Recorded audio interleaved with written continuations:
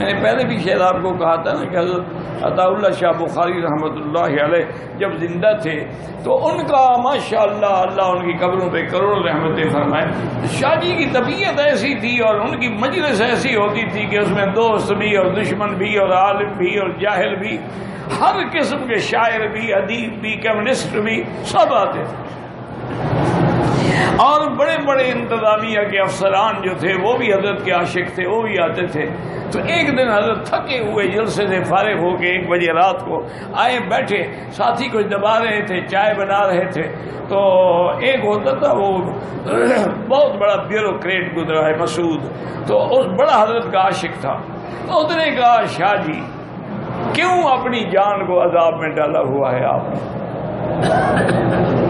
آپ نے تو اس طرح اگر جو محنت کر رہے ہیں، آپ کو جو اللہ نے آزاد دیے تھے نا، جو اللہ نے آپ کو طاقت دی تھی، آپ تو 200 سال زندہ رہتے، لیکن آپ نے تو اپنے آپ کو ہلاک کر ڈالا. جیسے خود شاہ جی فرماتے تھے کہ آدھی ریل میں کٹ گئی، آدھی جیل میں کٹ گئی، آدھی سفر کرتے رہے زندگی میں، آدھی جیل پڑے رہے. اور فرماتے ہم نے تقریریں کی تو لوگوں نے کہا واہ شاہ جی، ہم جیل چلے گئے، انہوں نے کہا آ شاہ جی، بس اسی واہ اور آ میں ہم تباہ ہو گئے. تو بس تقریریں ماریں گے، نعرے بھی ماریں گے، لیکن ووٹ دوسری پارٹی کو دیں گے، وہ علماء کو نہیں دیں گے. ہاتھ چومیں گے ماشاء اللہ سبحان اللہ، لیکن عالم کی خدمت نہیں کریں. ہاں کوئی پیر ٹکر جائے نا ان کو، اس کے لیے سارا گھر بیچ ڈالیں. تو بہرحال یہ ہے کہ اس نے کہا شاہ جی کیوں آپ اپنے، کیا فائدہ ہے آپ کی تقریر سے؟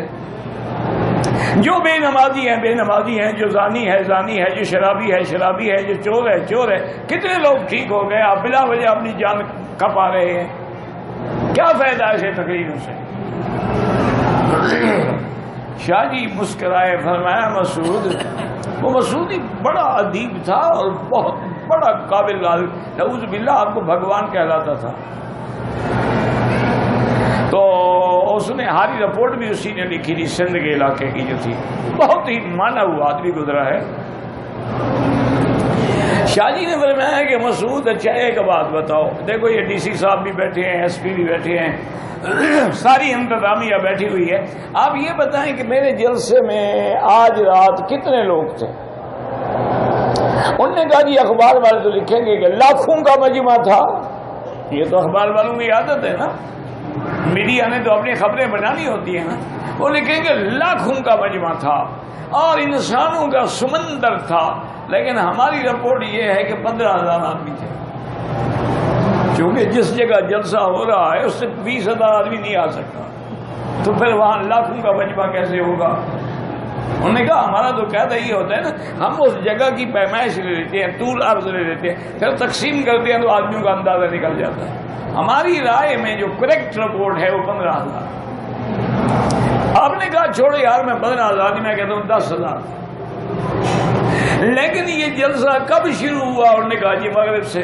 ختم کب ہوا؟ انہوں نے کہا جی ابھی اذان ہونے والی ہے صبح کی. انہوں نے کہا تو یہ 10 گھنٹے جو ہے 10,000 آدمی کو ہر گناہ سے روک کے بخاری نے میدان میں باندھ کے بٹھایا ہوا تھا. سگریٹ والا سگریٹ نہیں پی رہا، چور چوری نہیں کر رہا، زانی زنا نہیں کر رہا، شرابی شراب نہیں پی رہا. اتنے گھنٹے کے لیے ان کو گناہوں سے روک دینا یہ کوئی تھوڑا فائدہ ہے؟ انہوں نے کہا عجیب آدمی ہو، کہتے ہو مولوی کی تقریروں سے کیا فائدہ ہوتا ہے؟ اور انہوں نے کہا اسی طرح آج پورے پنجاب کی رپورٹ لے لو، پھر ایسا کرو کہ توخم سے کراچی تک کی رپورٹ لے لو تمام صوبوں کی، کہ ایک دن میں کتنے علماء کے جلسے ہوئے اور کل ٹوٹل کتنی ہوئی. اتنی لوگوں کو علماء نے اپنی تقریروں سے، اپنے درس سے، اپنے جمعے سے، اپنی تلاوت قرآن سے، تبلیغ سے، گناہوں سے روکا ہو، یہ کوئی فائدہ ہی نہیں ہے. تم نے کتنی انتظام کیے ہیں، پولیس بنائی، کئی تم نے ایجنسیاں بنائی، کیا ہو گیا؟ تمہارے تو اپنے ایجنسی والے جرم کرواتے ہیں. میں کہتے ہوں کیا فائدہ ہے؟ اس سے بڑا فائدہ کیا ہوگا؟ تو یہ حقیقت ہے کہ بہرحال آدمی اگر اللہ کے دین کے لیے لگا رہے تو اس کا ضرور نتیجہ نکلتا ہے. نہ ماننے والے بھی مان جاتے. دیکھو نا جی بزرگ مثال دیتے ہیں کہ اگر ایک پتھر پہ پانی کا قطرہ کسی پتھر پہ گرتا رہے 2 مہینے 4 مہینے تک روز گرتا رہے تو پتھر میں بھی سوراخ ہو جاتا ہے. تو جتنا بڑا شقی القلب ہوگا، قرآن کی بارش ہوگی، اس کو بھی ضرور ہدایت ملے گی. ویڈیو کے نیچے سبسکرائب کے بٹن پہ کلک کریں، بیل کے آئیکن پہ کلک کیجئے تاکہ ہر نئی ویڈیو کی نوٹیفیکیشن آپ کو مل جائے۔